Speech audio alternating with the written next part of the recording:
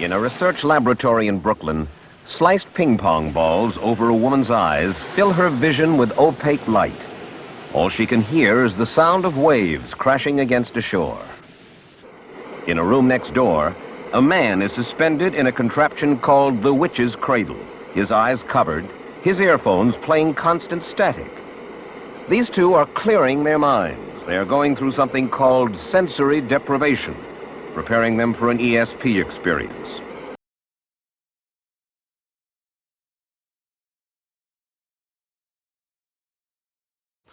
So, good morning, everybody. I'm going to report today on some ongoing research at the Westfall Neuroimaging Lab in the Division of Perceptual Studies, also known as DOPS, at the University of Virginia. Just a little background, DOPS was founded in 1967 by the late Dr. Ian Stevenson, and was originally known as the Division of Parapsychological Studies. So Ian Stevenson is mostly known for his work in reincarnation. That work is still ongoing to this day. It's being carried forward. A little bit of a shameless plug for some of the publications that have been coming out of DOPS lately. Science, the Self, and Survival After Death is a summary of some of Ian Stevenson's writings, including but not limited to his reincarnation work. Jim Tucker, who's now the head of DOPS, has got a couple books out. One, Life Before Life, is a review of all the DOPS research done on children who have past life memories. Jim's most recent book, Return to Life, has got a number of interesting American cases of children with past life memories. And it's really quite an interesting read. Bruce Grayson, who was the head of the division for many years, has edited the Handbook of Near-Death Experiences. NDEs is Bruce's area of research. Irreducible Mind is an all-out attack on classical physicalism, and is a classic book in and of itself, edited by Ed Kelly and Emily Kelly and company. And the follow-up to that is Beyond Physicalism. It's a theory-oriented book looking at what the constructs of humans might be when mystical experiences and psi phenomena are taken into account. So right across the hall from DOPS, under the auspices of Cedar Creek Institute, DOPS' sister organization, is the Westfall Neuroimaging Lab, where I'm working. The lab is dedicated to the psychophysiological study of altered states of consciousness in psi. It's a relatively new lab. We just got underway really about 2010. One of our goals is to identify physiological conditions conducive to success in psi tasks. The facility boasts a electromagnetically shielded room, pretty spacious one that meets the CIA Tempest specification for 100 dB of shielding and a bandwidth of 20 kilohertz to 10 gigahertz. We have a 128 channel EEG that's also capable of recording auxiliary channels such as EOG, GSR, EKG, skin potential, etc. There's a remote agent room in a separate floor of the building with audio-visual capability, which we are using for telepathy and OBE type studies. And we have a now installed and functioning software base for automated protocols and psi testing. We also have a set of multiple sensors for PK testing, which I'm going to describe a little bit more in a minute. But first, I would like to put out a plea that if you know of advanced meditators, OBE practitioners, advanced healers, trance mediums, PK and ESP experts who are interested in engaging in scientific research, please direct them our way. You can find us by doing a search of DOPS UVA or CCI UVA on the web, and you get to those websites, there's directions on how to contact our staff from there. So I mentioned we have an array of various sensors. These are 24 channels that are simultaneously sampled with the physiological data. There are several different types of sensors. These are oriented towards our PK studies. For example, a bank of resistors, a 3-axis magnetometer, 4 channels of piezoelectric force detector, a electric field monitor, a Geiger counter, temperature sensors. We're also monitoring temperature and humidity in the shielded room. And then we have a class of, an odd class of sensors that I guess could best be described as slow rate event generators. Just as an aside at this point, I have to tell you what the bias of the experimenter / engineer, i.e. me, is in these types of experiments. I noticed with interest yesterday Bill Bankston talking about the healing. It's not PK, it's just something that's happening.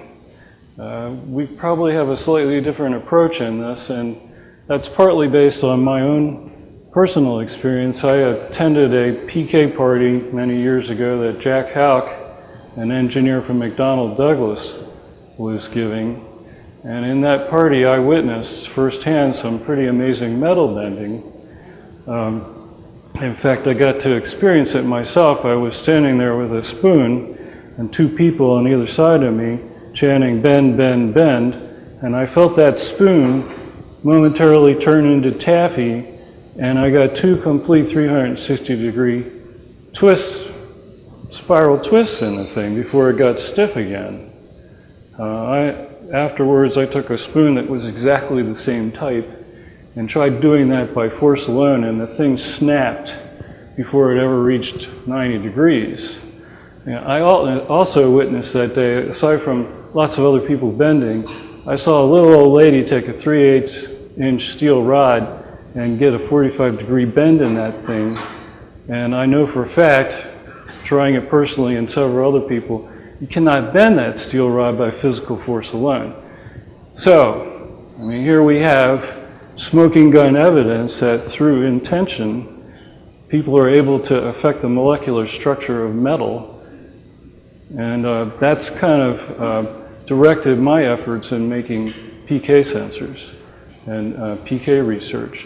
So I tried to build electronic devices that would maybe somehow pick up or respond to what a metal bender is doing, and turn that into electrical signal that then we can then monitor simultaneously with our physiological monitoring. I was working on something like that when I discovered quite by accident that the device, the electronic circuit, was generating these random events, the event being defined as one of these sharp edges. An edge like that we would define as an event. These things are appearing at random intervals. They also have different amplitudes. I didn't really want them in there. I thought that was a problem with this circuit. But I accidentally noticed in doing some of our experiments that these events seem to be appearing in groups, or more often, when people were directing their attention towards the device. So that caught my attention, and I started going around doing a little bit of observational research with this thing, working with groups, with healers and whatnot, and noticing that more of these events were appearing. For example, with healers, when the healer was working on a person and they would have some sort of breakthrough, it seemed like more of these events were appearing. Of course, that was just observational, practically anecdotal. So I want to now go to part 2 of this and show you some of the EEG results that we found. We're still just really getting into the EEG study of this pilot study, but one of the first ones we looked at was a pretty good hit. He got P of 0.007, and we happened to get a full 128 channel EEG.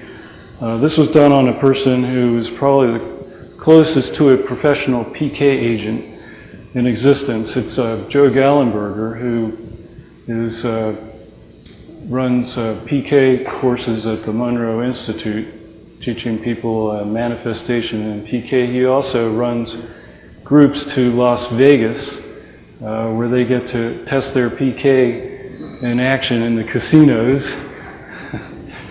And Joe's a great EEG subject. He knows how to sit very quietly while he's doing his PK effort. And I should mention that EEG is quite a difficult thing to do on people who are engaged in any kind of activity that might involve movement. Any kind of movement artifact will completely disrupt an EEG, such as swallowing, talking, moving your head, blinking your eyes, having a little muscle tension from grimacing and whatnot, which makes it very difficult to run these types of experiments. And I would say that Joe was a model subject, which in a minute you're going to see is important to what we found in his EEG. So actually, before I get to this part, the first thing we did was look at his raw EEG, and we found that there were maybe 3 or 4 bad channels, and threw those out. We saw no gross movement artifact. We saw a little bit of eye movement artifact. We easily got rid of that just using a 3 Hertz high-pass filter. And we saw a tiny bit of muscle tension on some of the temporal electrodes in the PK trials. Didn't seem to be significant, looked like just a few electrodes. And the first analysis we ran is a thing called global, which takes all the high density array and collapses it down to just 3 measures, amplitude, frequency, and complexity. And what we found was that there was a significant difference between PK and rest for the amplitude and the frequency measures, but not the complexity measure. And those amplitude and frequency measures were both higher in the PK mode. So the next step in the analysis was to take a look at averaged power spectrum, which is what this is. We averaged all the PK trials in the frequency domain, averaged all the rest trials in the frequency domain, subtracted the rest from the PK, and came up with this result. I should explain what this graph, this is starting off in the left frontal area, moving around the left side of the head.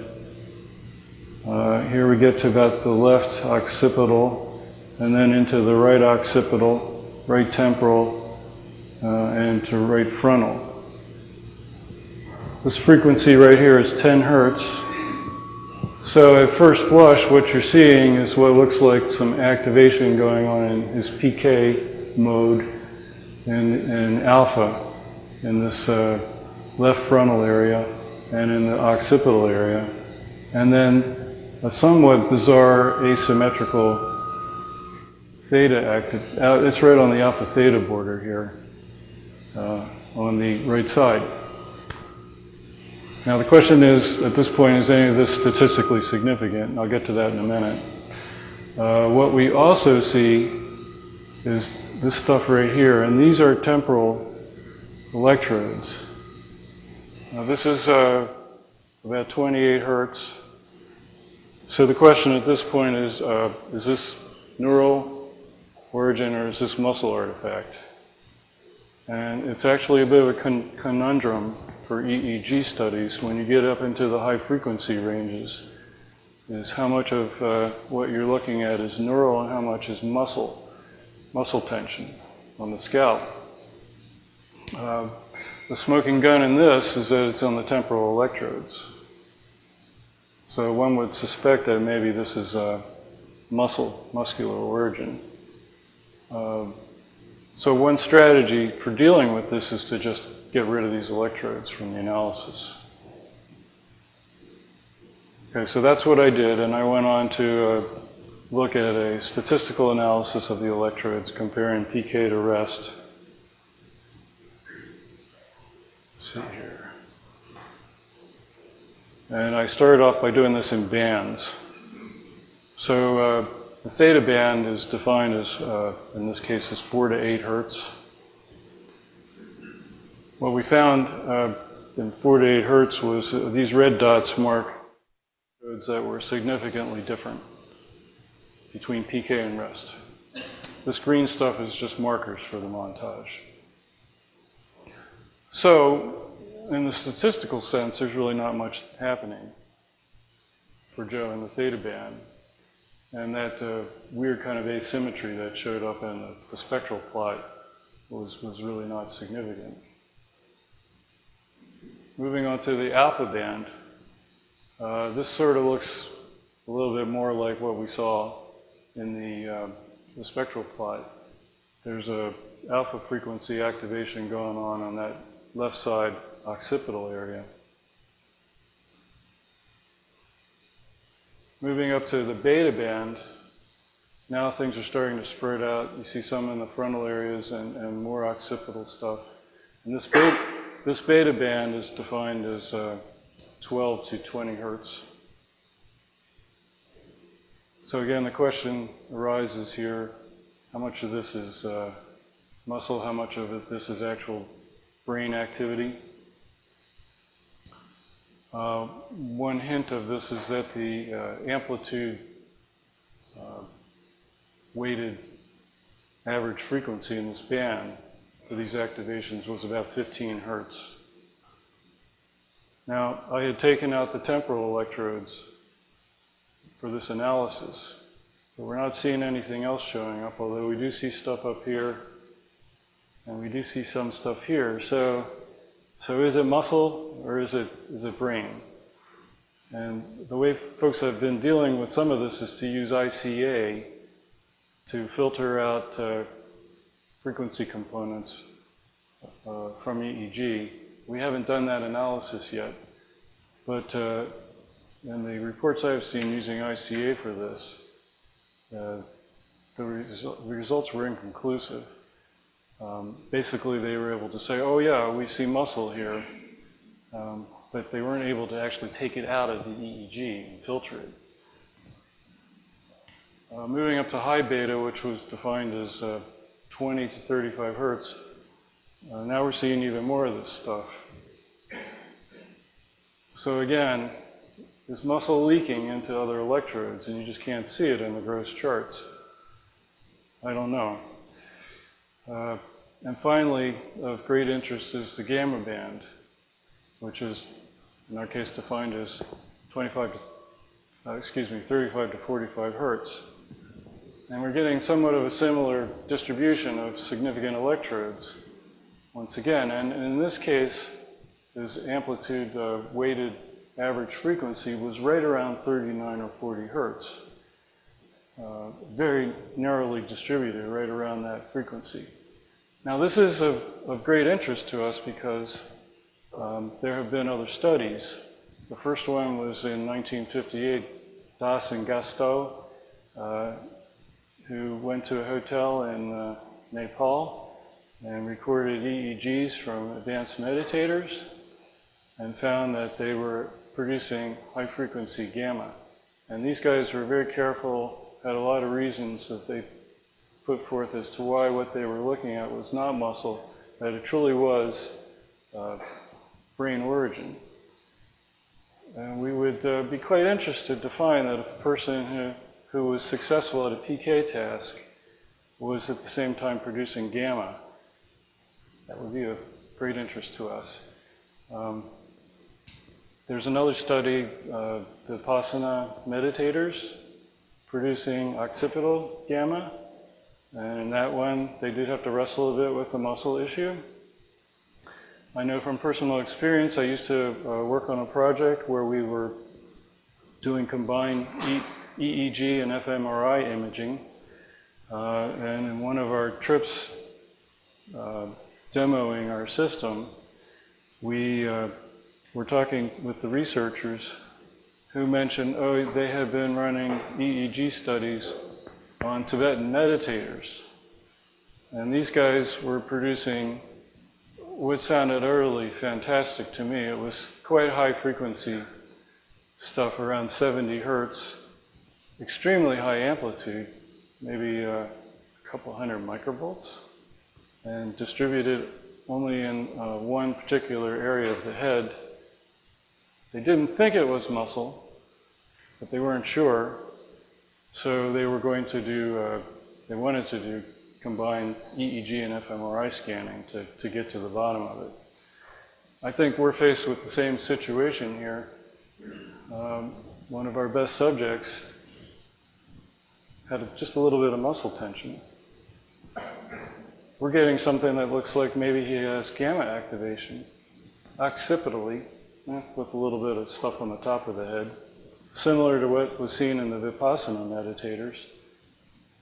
But we don't know, is that stuff muscle or is it EEG? Now we do have the capability to do combined imaging. We could put a person in an MRI scanner and run 64 channels of EEG. However, if you think about that, for a PK study, an MRI scanner, I mean, it's not, first of all, it's not a very friendly environment for a PK agent to work in. But secondly, I have to admit, if I were the PK agent and I was trying to do PK and I was in an MRI scanner, yeah, I would be a little bit worried about maybe some of that PK getting loose and doing something to the scanner. You know?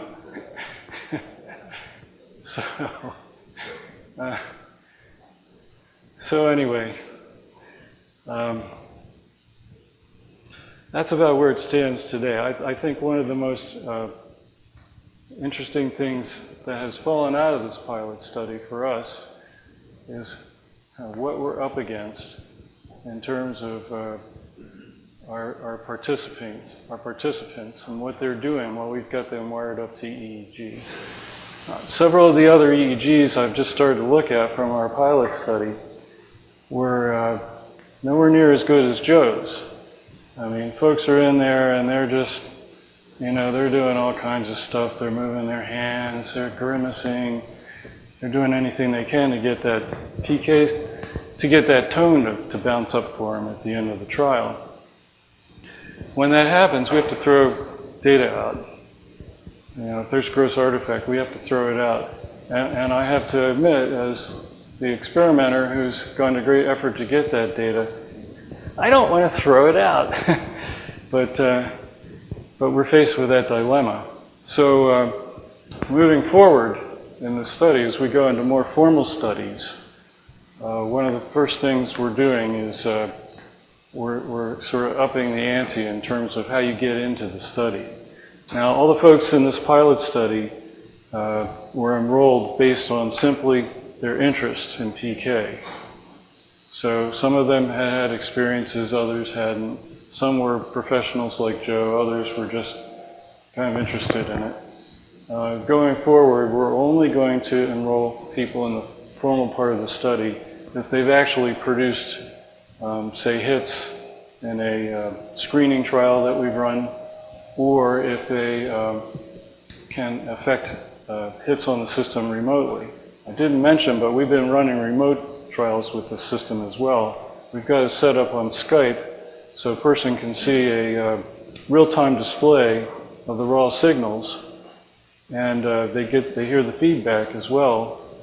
And we've actually had people get significant hits with this system from 250 miles away, which, yes, I admit, kind of blew my mind too, but there it is. So again, the plea, if you know of anybody that's routinely bending spoons and wants to engage in scientific study at the Dobbs Lab in Charlottesville, please direct them our way. And I think I got 3 minutes left, but I'll stop now. Okay, so, thank you.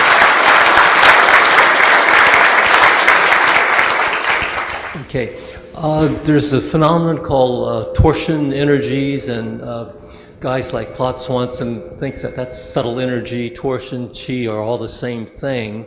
And there's things such as torsion generators. Might be interesting to see what happens with regard to your setup with something of that nature. So I just thought it was interesting because there's maybe some similarities, and I also know some people who bend spoons. Well, you know, it's interesting that you bring that up, because I have read Claude's book about torsion wave. I did find it very interesting, and I actually visited Claude a couple of years ago with that black box, and he set up with one of his torsion generators, and we ran a series of controlled trials, and we actually did come up with more events showing up when that torsion generator was on. It was a big wheel that was spinning at high speed. The thing that confused me about it was I couldn't tell, since Claude and I were both sitting there and we knew the conditions of the trial. We weren't blind, whether it was just sort of an inadvertent experimenter effect or whether it was actually a torsion generator.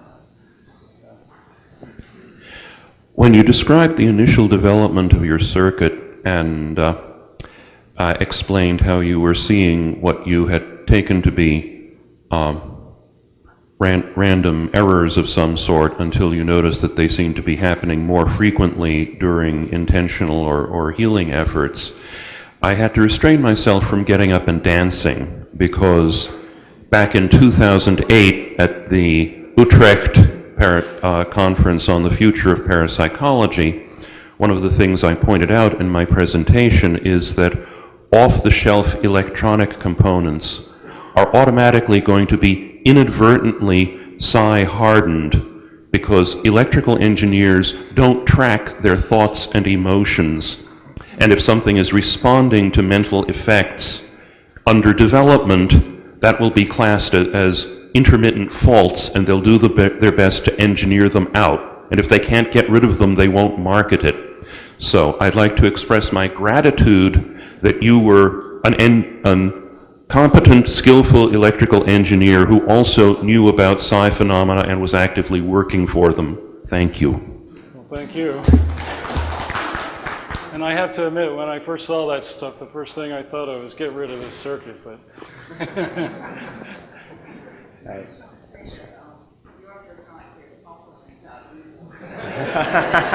Well, I appreciate it. Thank you. A colleague of mine, Wagner Allegredi from the IAC, has recently done some pilot work in fMRI, producing a bioenergetic field, mobilizing bioenergies or chi or prana, whatever you want to call it, and trying to look for the neural correlates of this. And what they found was a lot of activation outside of the brain, which was suggestive of not brain activity, of course, but perhaps bioenergetic, you could say noise in this case. They then went in this scanner with a phantom, which I'm sure you're familiar with, and he exteriorized through his hands into the phantom and did, like, block design, exteriorization, no exteriorization, and they saw huge effects of this. So my thought on this is that perhaps there's a third alternative, not muscle noise, not necessarily neuronal activity, but a bioenergetic artifact of the field that's being produced that might be conducive for the PK. Interesting point. So I wonder if, I don't know, if we don't have a great apparatus to directly measure bioenergy, unfortunately. But I think that could also be the link between some of these meditators that are producing these kind of high frequency bioenergetic fields, or coherent, self-coherent fields that are being read as neural activity. Actually, I just saw John Kruth raising his hand going, yes, we do. He's about to give a talk about it. All right, so. cool. Thank you. Yeah, thank you. Hi, I was wondering if you had spoken with, I think his name was John, your advanced PK agent, or Joe, I'm not quite sure. Joe. Joe Gallenberg. Did you speak with him about how he goes about doing his PA activity and how it differs from the other subjects that you worked with? Yeah, in fact, that's a huge subject, and Joe goes into that in depth in his courses. And I think it, just in a nutshell, he's talking about opening the heart chakra when he does it. One other quick thing about Joe, just a quick aside. I have seen him also show that he, and this goes to the point that you were making, he seems to be able to generate very high voltages on his body. Now he does that, he shows that, demonstrates it by taking a round fluorescent tube, and he'll hold it and flick it, and you'll see the thing light up. A person could say, oh, that's just static charge. But he showed this to me in a very damp basement on a very hot, damp night. There was no static. And he also says that he can do it in a shower with water running on him. And there was a study done at the Menninger Institute with meditators and healers. They had set up a special facility with a very insulated chair and electric field detectors around people, and they were measuring what they thought was pushing about 80 volts or so on some people. So it's, it's possible Joe's generating a high voltage field, and that's part of the reason we set up these electric field monitors and whatnot, and we're trying to pursue that with him as well. Yeah, I hate to be the skeptic in the group, but I'm a member of the International Remote Viewing Association, and I have been to all of their meetings since 2001, with the exception of 2. And the first 1 or 2, I believe, had Jack Houck and his spoon-bending parties. I was at both of those. And then after he no longer was healthy enough to do that, Lynn Buchanan's. All those years, I have never yet witnessed a spoon-bending that I thought was done without just physical force. And I've walked around with my camera, I've looked very carefully. I don't know if I'm just moving in a different reality than everybody else. There are piles of bent spoons and forks, in the middle of the floor, but I have yet to witness one. Now, I know Russell Targ and I think Dean Radin both have claimed that they had spoons bent when they were not thinking hard about it, and others. But I'd love to witness one. See, that's the interesting thing about my experience. I would probably be in the same camp as you, except for that little lady with the steel rod. But I actually felt that darn thing turn into taffy. I don't think for a minute I was the PK agent. There's 2 other people sitting there chanting along with me. I felt that thing turn into taffy just briefly. And it just almost fell into place, 2 complete spiral twists on it, and then it got stiff again. Believer, I think that would make me a believer as well. Yeah. But it must be a very rare incident, it seems to me. That's one of the problems with it. It's kind of rare, isn't it? Here that went to a party with a bunch of secretaries. We done anyway. She said she was the only one that couldn't bend the spoon, so apparently it